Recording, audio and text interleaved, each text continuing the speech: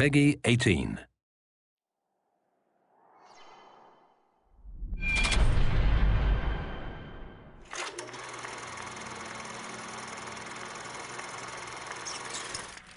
When you think about BioShock Infinite's characters, in BioShock 1, I think the biggest character in the world was actually the world of Rapture. And I think with Infinite, we're continuing that tradition as well, that there's a lot of narrative told in the world, and very much probably on the same scale as there was with BioShock 1.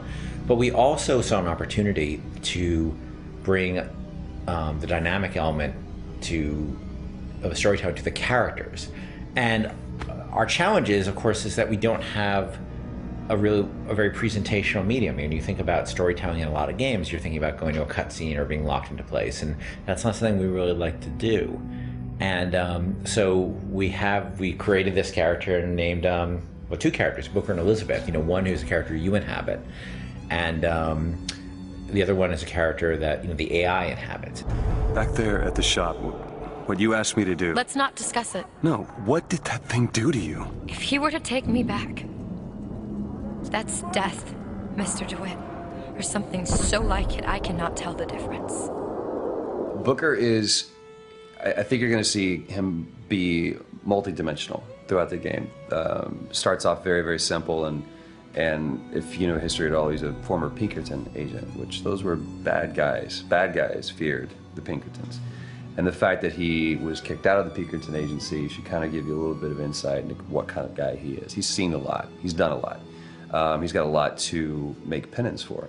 And when he's presented this opportunity, which at first is just a job to him, of getting Elizabeth out of her gilded cage and taking her from point A to point B, that's where I think his journey starts, not just in a literal sense, but more of a metaphorical sense as well. Looks as if some desperate fella called this place home. What does that make us?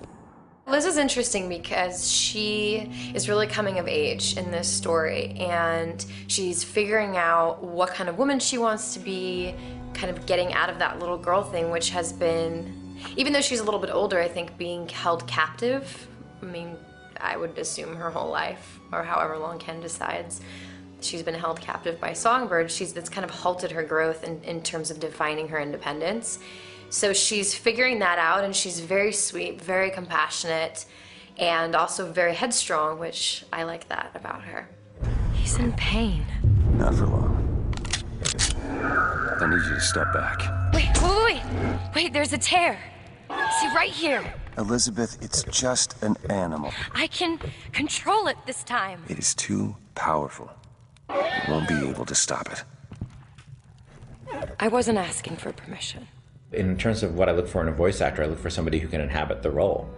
And sometimes they'll bring something to the role that I had no idea, and I'll change the role. With both of them, I think I saw people who sort of inhabited the basics of what I saw in the character, but they were also very good at taking direction. They're very good at responding to feedback, and that's what I mean more. It's less direction and more feedback, because a lot of times I don't even know what I want, and I'm just sort of saying, let's try in this area, and they're very open to that, and they're really generous in the process, and that's been incredibly helpful.